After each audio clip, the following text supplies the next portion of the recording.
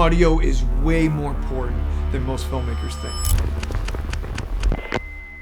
It is literally 50% of our film, yet I see it being ignored time and time again. Today I wanted to take a second and break down for you guys some pro audio tips that I've learned over the years that have drastically improved my filmmaking. We're going to discuss the gear that I recommend, mic placement, how to set up proper levels for your recordings, and how to enhance your audio in post-production. And trust me when I tell you guys, I understand that audio could be extremely overwhelming when you're just getting started. But if you guys just follow these few simple steps that I'm gonna give you, and we're talking about really simple, easy to use stuff, you're gonna make a huge difference in your audio recording, which is gonna make a huge difference in your storytelling and your documentaries. So let's jump in. So the first thing that we're going to talk about is a few pieces of gear that I recommend, and I want to quickly run through this because it is probably the least important thing out of all of this. And don't get me wrong, good equipment is going to help you, but most importantly, it's really building those skills and the understanding of how audio kind of works. And once you kind of know this, you can get really good quality stuff out of, I don't want to say any gear, but almost any gear that you have. My first recommendation is go out and buy yourself the best shotgun mic that you could possibly afford. Now, the shotgun mics that I recommend for lower to medium budget is the Sennheiser MKE 600. You can get this brand new for about $314. I've used this microphone on my docuseries and in my smaller productions, and it has served me really, really well. I think it's a great bang for your buck. Sennheiser is an incredible company. They make incredible products, and I definitely recommend you guys take a look at this one if your budget is in that lower to medium range. If you have a little bit of a higher budget, I strongly recommend getting the Sennheiser 416. The 416 is probably my favorite microphone. It's expensive, it's about $1,000. It is a microphone that'll probably last you most of your filmmaking career. I have bought one microphone my entire life, and that's because I knew that if I spent enough money on this one microphone, it could carry with you from camera to camera. You'll always upgrade your camera, that's without a doubt. I also did another video where I break down the best microphones at every budget, so if you guys are in the market for a new microphone, I would definitely watch that video, and I'll leave a link right up here so you guys can check that out. The next piece of gear that I would invest in is a good lav mic system. I just recently picked up the Sennheiser EWDP, and it has worked really well for me.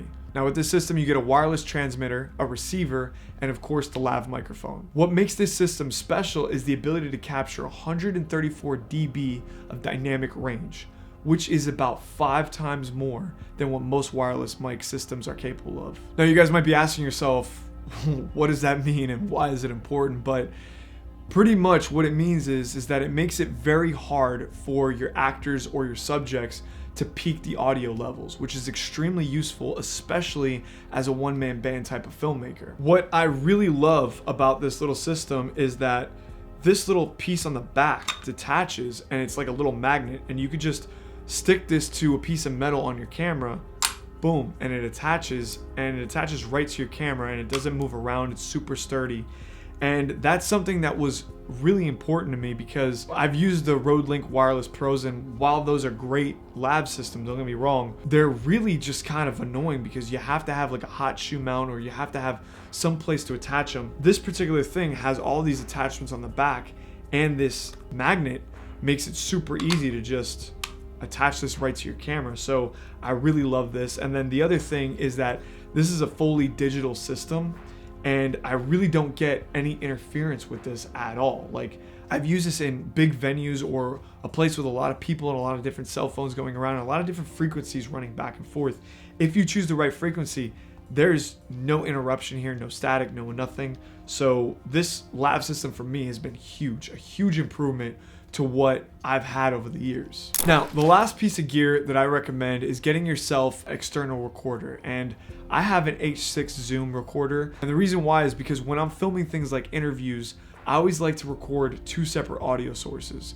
I like to record an audio source going right into my camera, and then I like to record a redundant audio source going into a separate external recorder just in case something happens with that camera audio or something happens with the external audio. I have 2 separate audio sources, and I have a redundancy and a backup. Now, another reason why I have the H6 Zoom recorder is because if I'm in a situation where I have to film multiple people talking in an interview, or maybe I just want to lav up a few different people in a gym or a room, or while I'm filming a documentary, I could do that, and I could control each one of their volumes individually. And if I need to add like a limiter on one of them, I could do that, or some sort of EQ filter, I could actually do that and control that individually instead of just having one audio source come into my camera.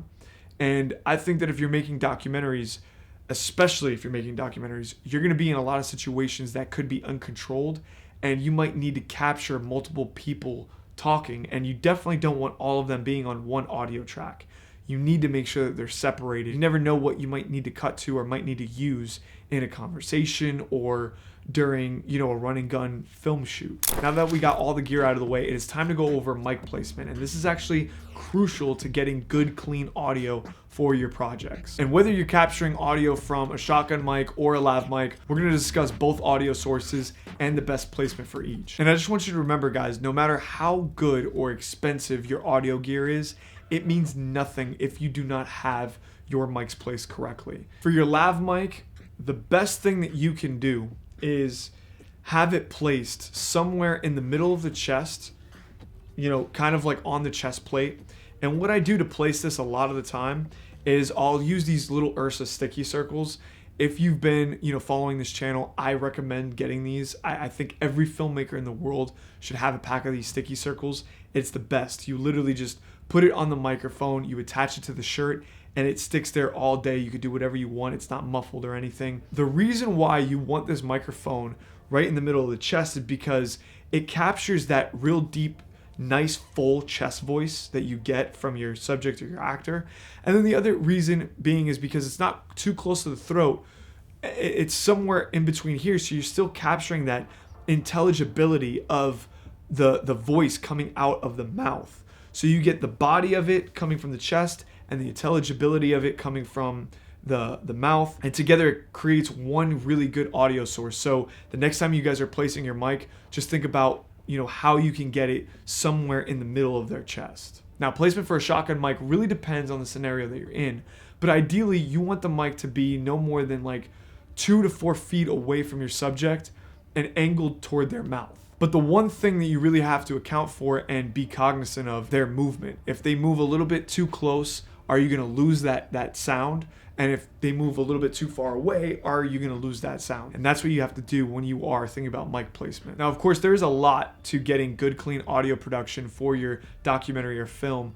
But if you guys want to learn more about filmmaking and honing the craft of your skills, me and my team have been producing a filmmaking course over the last few months where we really break down every aspect of filmmaking. And if you guys want to learn more about that, I'll leave a link down below so you can sign up for the email list and get notified as soon as the course comes out. Okay, now we're going to talk about setting levels. Setting your audio levels is extremely important when it comes to capturing really good audio that you can fix in post-production. Make sure that when you are running these tests and you are testing out the audio levels, that your subject is giving correct tonality and dynamic with how they're speaking. They're not just going to speak like just answering a quick little question just to do an audio test. And just remember that if you don't have a dedicated sound person kind of monitoring the levels and turning them up and down, your best bet is to have them peaking around that -12 range, just to buy you that additional headroom in case if you're following a subject around and they scream.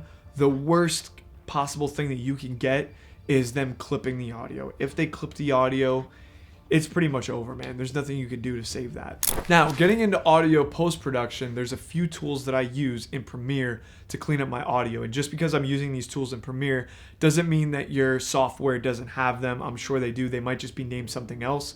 But here's the first thing that I do. I go and I grab a parametric EQ and I'll do a frequency sweep to find any unwanted frequencies in the voice or the dialogue that I'm trying to edit. And this might mean that I cut somewhere in the 500 to 700 hertz range. And it also might mean that I cut something in that 200 to 300 range. And then I might even do a cut somewhere between that like 1 to 10,000 range. And all I'm really trying to look for is really bad unwanted audio. That audio range between that 500 to 700 is typically sort of nasally. I'll find that part in the frequency that's really annoying or not good, and I'll just try to cut that down or at least bring that out. Then once I kind of clean it up and get all of the frequencies that I don't want out, I then start to grab another parametric EQ and I just hit a vocal enhancer on the preset. And after I hit the vocal enhancer, parametric EQ looks like this. And this is a good idea to have your EQ look something like this for your second EQ, just because this will give more intelligibility, cut out all the low end over here in this section here, and just make the voice overall just sound better. The last thing that I do is I'll grab a hard limiter. I'll just limit -6 dB just to make sure that I have enough headroom just in case anyone screams or, anything is close to clipping. I make sure that nothing clips, especially when you're doing stuff for broadcast. You definitely cannot have any audio clipping. That will cause a huge problem. And yeah, that's pretty much it. Super simple stuff, only 3 tools. The last things that I want to tell you guys about is that on Premiere Pro Beta, they do have this really awesome new AI feature where you can literally press a button to enhance the audio and it takes out background noise.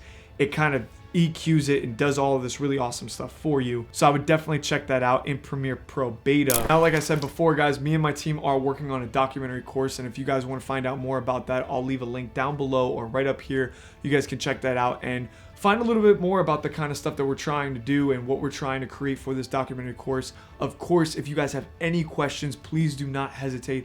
Feel free to drop them in the comments down below. I'll do my best to get back to them. And thanks for watching, guys. I appreciate it. I'll see you all in the next one. Deuces.